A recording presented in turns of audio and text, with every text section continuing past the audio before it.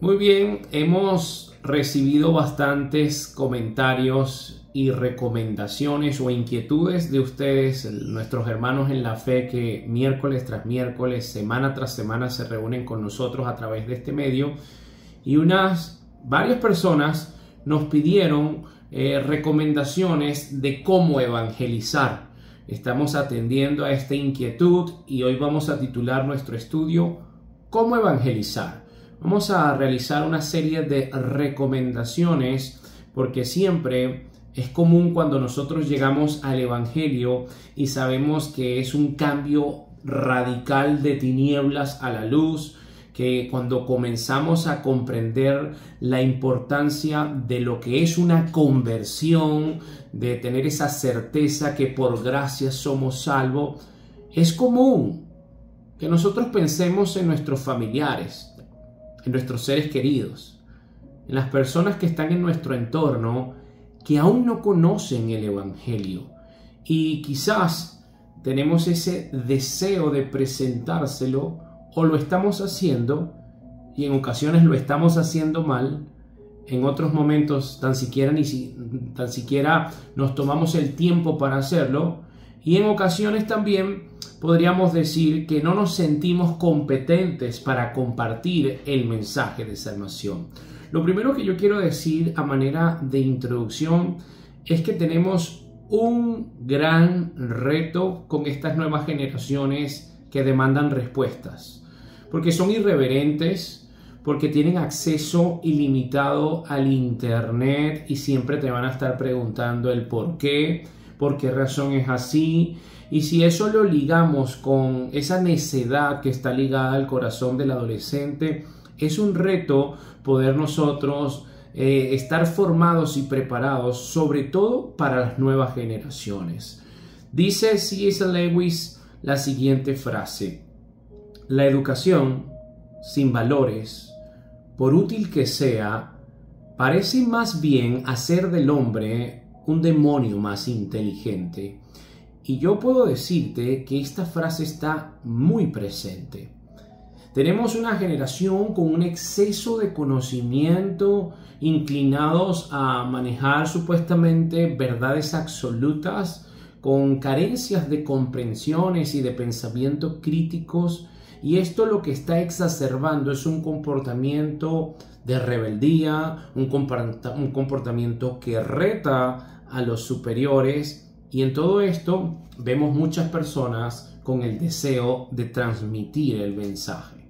Pablo dijo lo siguiente, para ya entrar en materia: aunque yo tengo también de qué confiar en la carne, si alguno piensa que tiene de qué confiar en la carne, yo más. Circuncidado al 8º día, del linaje de Israel, de la tribu de Benjamín, hebreo de hebreos, en cuanto a la ley fariseo, en cuanto a celo perseguidor de la iglesia, en cuanto a la justicia que es en la ley irreprensible. Pero cuántas cosas eran para mí ganancia, las he estimado como pérdida por amor de Cristo. Y ciertamente aún estimo todas las cosas como pérdida por la excelencia del conocimiento de Cristo Jesús, mi Señor, por amor del cual lo he perdido todo y lo tengo por basura para ganar a Cristo y ser hallado en Él, no teniendo mi propia justicia que es por la ley, sino la que es por la fe de Cristo, en la justicia que es de Dios por la fe. Les acabo de leer Filipenses 3 del 4 al 9. ¿Por qué traigo a colación esta primera cita bíblica? Porque Pablo era estudiante de Gamaliel, era una persona sumamente culta, preparada, formada, y él aquí está mostrando esa formación en el dominio de la carne. Pero él llega a una conclusión y dice: yo tengo todo esto como basura porque yo me he enfocado a conocer el conocimiento de Cristo. Y es el conocimiento de Cristo el que puede obrar en la mente del no creyente. Yo estoy trayendo esto a la mesa por la siguiente razón. A veces pensamos y jugamos con el error de creer que necesitamos ser sumamente intelectuales y tener muchos argumentos, una buena oratoria, una buena dicción, una buena elocuencia para hablar del Evangelio. Y aquí, sin darte cuenta, tú estás depositando la fe en el hombre y en las capacidades del hombre. Pero el poder de Cristo no necesita de estas cualidades de un hombre para ser obrado. En otra parte, refiriéndose Pablo al don de lenguas, dice lo siguiente, 1 Corintios 14:19. Pero en la iglesia, prefiero hablar 5 palabras con entendimiento para enseñar también a otros que 10,000 palabras en lenguas desconocidas. Aquí tiene una prioridad, la enseñanza a otros, donde no necesita esta abundancia de palabras, sino hablar concretamente del Evangelio, lo que la Biblia dice.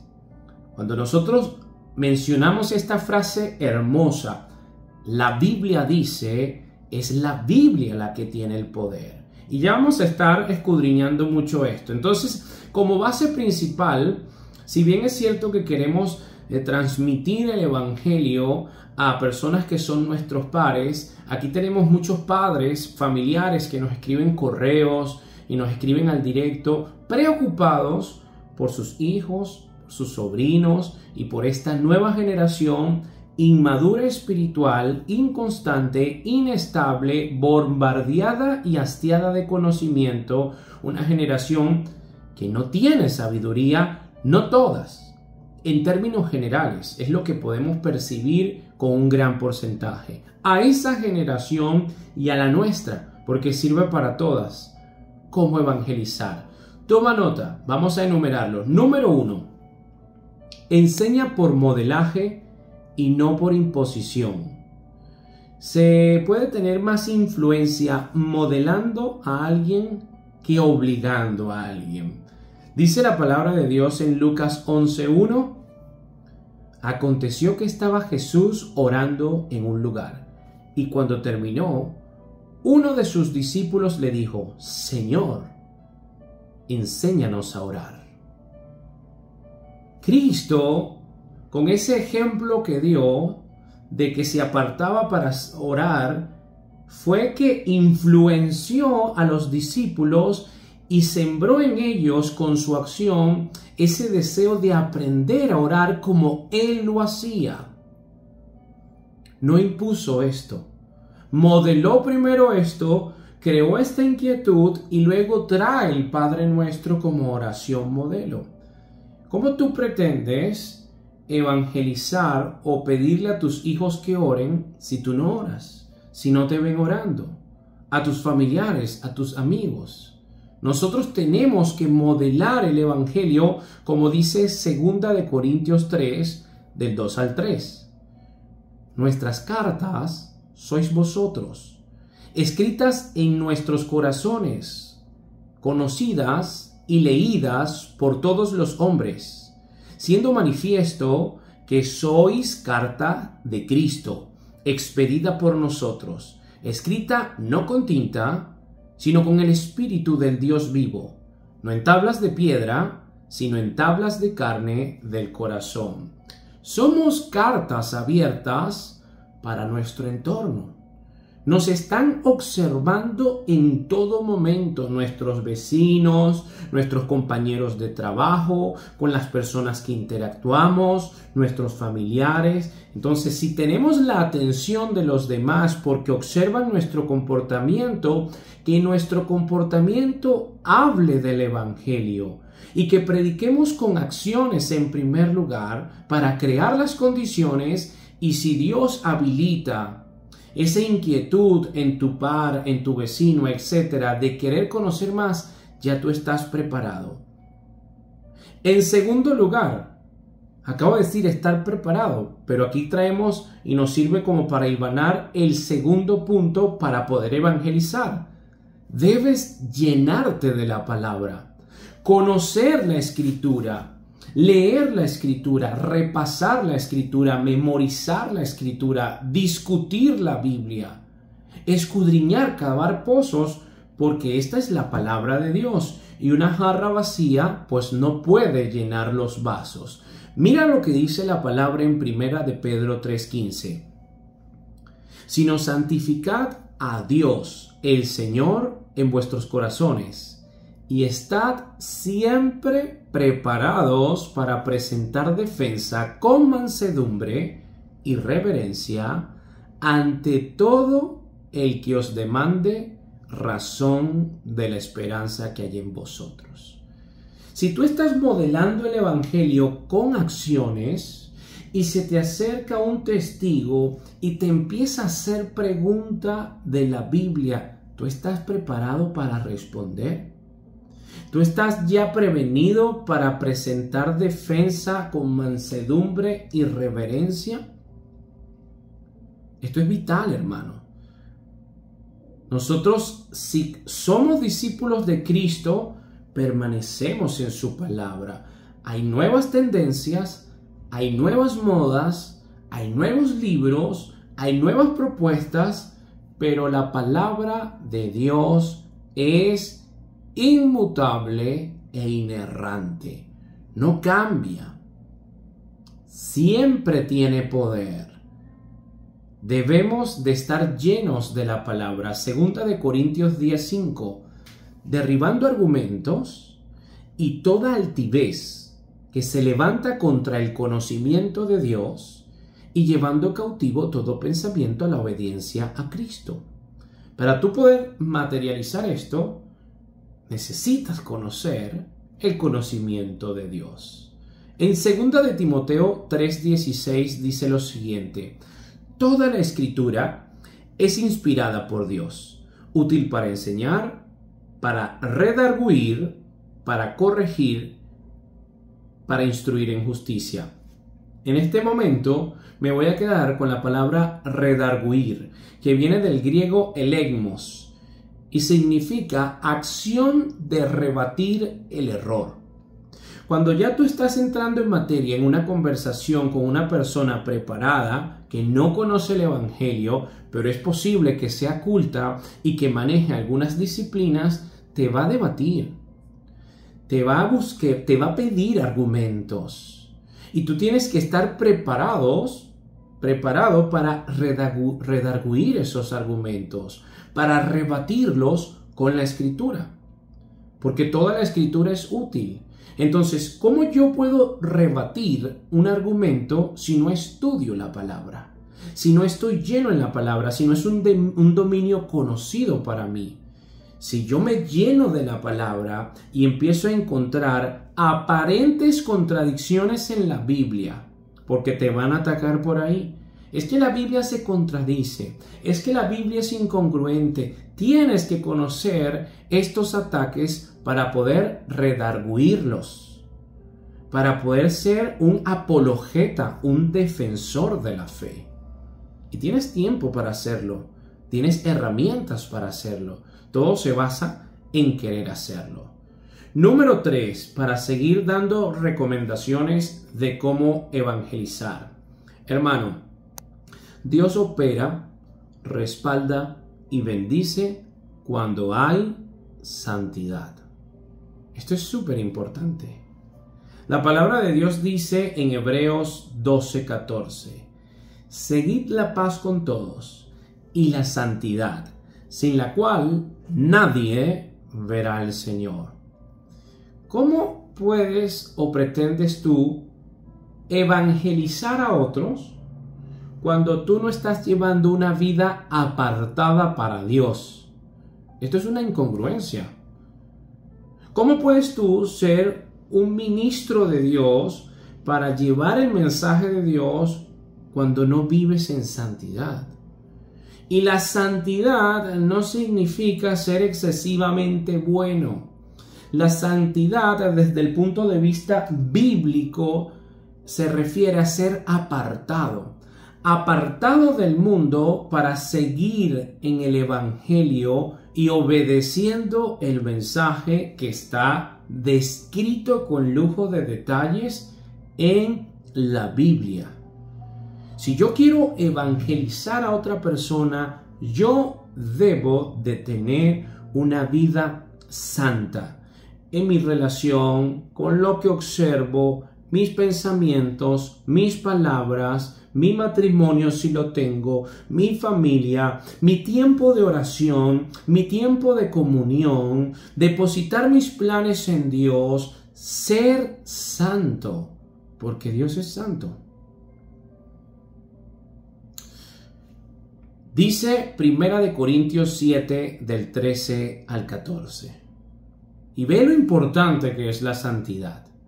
Si una mujer tiene marido que no sea creyente y él consiente en vivir con ella, no lo abandone, porque el marido incrédulo es santificado en la mujer y la mujer incrédula en el marido, pues de otra manera vuestros hijos serían inmundos, mientras que ahora son santos. Si ya tú tienes un concubinato, ya tú vives con una pareja y tú eres creyente y él no lo es, aquí la Biblia no te dice casquéalo con la Biblia, predícale la palabra en todo tiempo. No, aquí aplica los primeros 2 puntos que hemos desarrollado y también aplica que esa persona, ese creyente que tiene una pareja que no lo es, si se mantiene en santidad y se mantiene en comunión y no abandona a su esposo o a su pareja a pesar de ser inconverso, él lo santifica o la santifica. Qué importante es la santidad. Y no se habla de santidad, no se vive en santidad. ¿Cómo evangelizar? Número 4, créele a la Biblia. Toda la Biblia, óigase bien, toda la Biblia es verdad y maneja verdades absolutas. ¿Por qué digo este punto? Yo he conocido personas que quieren evangelizar, pero creen una parte de la Biblia y otra no. Esto es una locura. Toda la Escritura es verdad. Y muchas veces creen en la Biblia, pero obedecen una parte y otra no la obedecen. Si la Biblia dice completa, que en el Salmo 51:5, por ejemplo, dice: He aquí, en maldad he sido formado y en pecado me concibió mi madre, eso es verdad. Todos los creyentes, todas las personas, los habitantes del planeta, todos, sin excepción, nacen con pecado.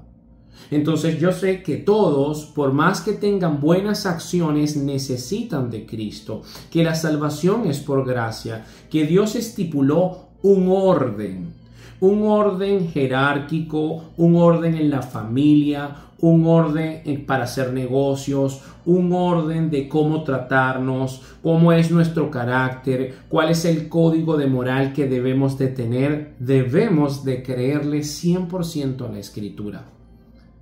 Yo no puedo evangelizar a otros si yo creo y obedezco una parte de la Escritura y otra no, porque a mí no me parece, o porque está muy distante el estándar de Dios con la vida que yo estoy llevando. No es cierto. Toda la Escritura es verdad.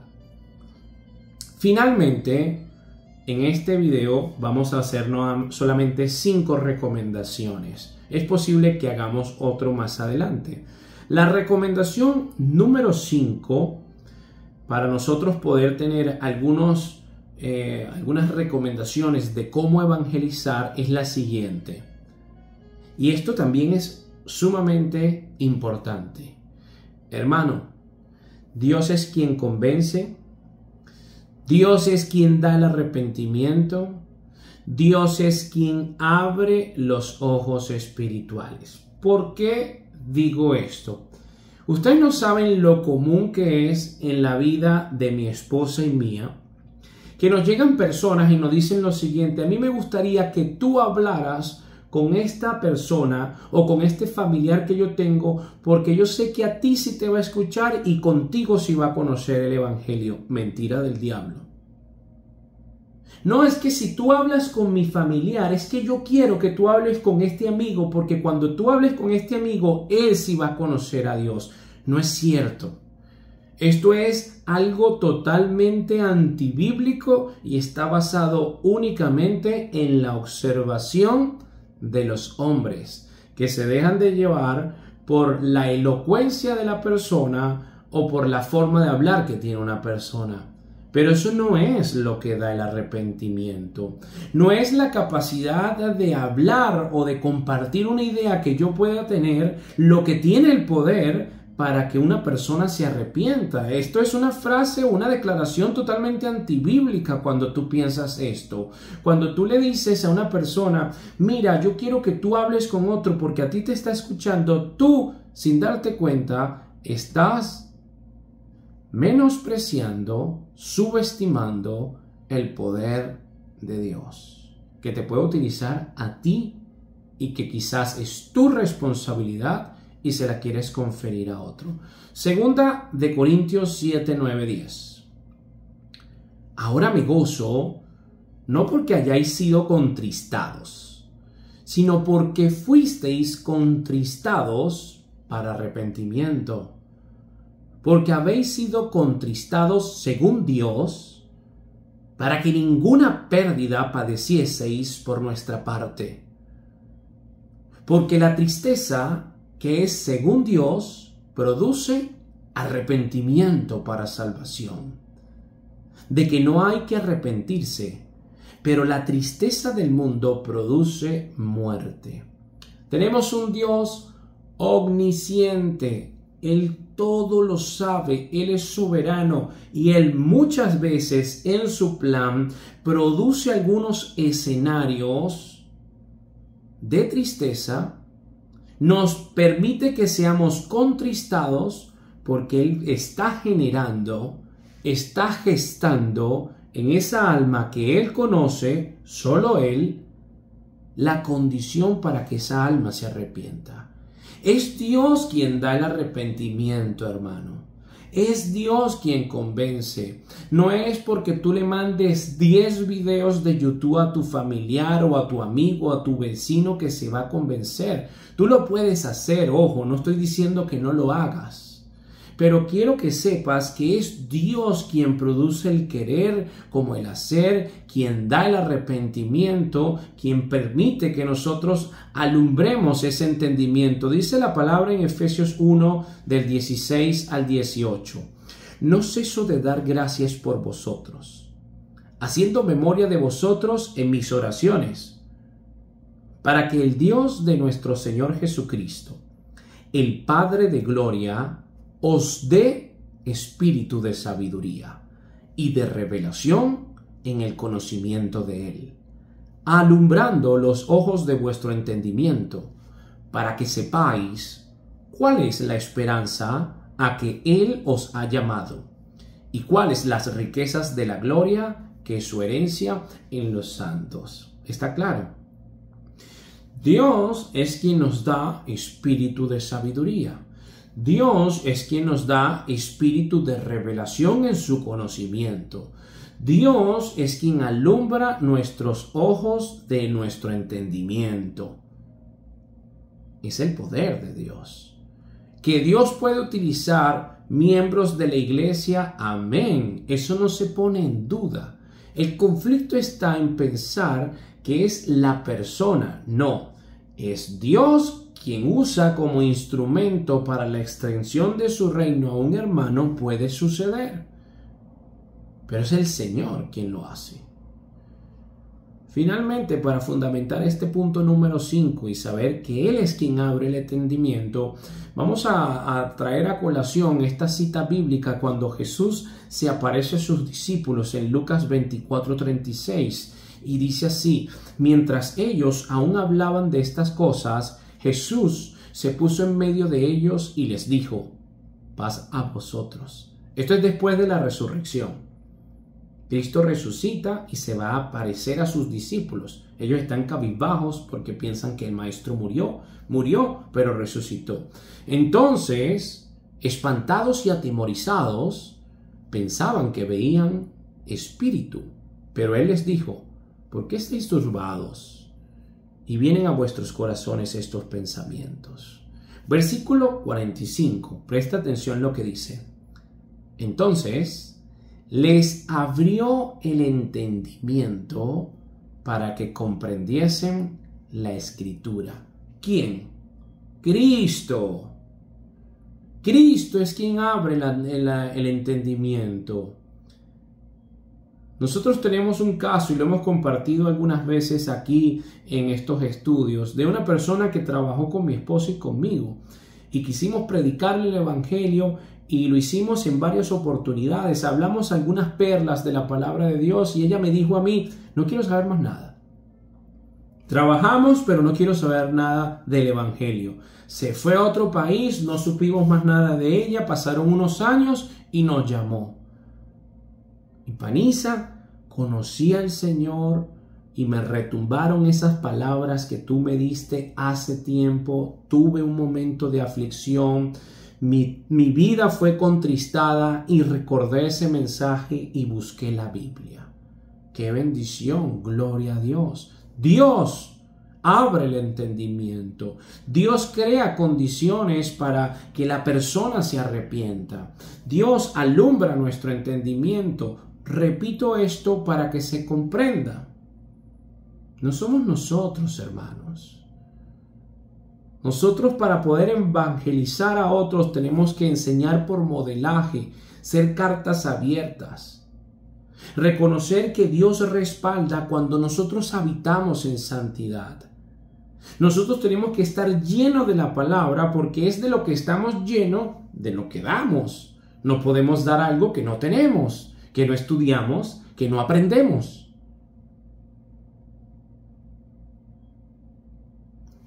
Esto es serio. El evangelio es serio. Y si yo creo que el evangelio es serio y es algo de vida o muerte, yo tengo que comprender que toda la Biblia es verdad. Yo tengo que concluir y aceptar que es Dios quien brinda la oportunidad para las personas para que echen mano de un don que Él dio, el arrepentimiento. Yo debo descansar en Él. Yo tengo que comprender que mi parte es hablar, advertir, redarguir, enseñar, consolar. Pero yo no soy el que transforma el corazón. Yo lo hago por obediencia, pero es Dios quien transforma el corazón. De esta forma podemos evangelizar. Hermano, que la gracia y que la paz de Dios esté contigo. Si este recurso fue de bendición para tu vida, te invito a que puedas repasarlo, a que puedas estudiarlo y a que tengas mucha paz.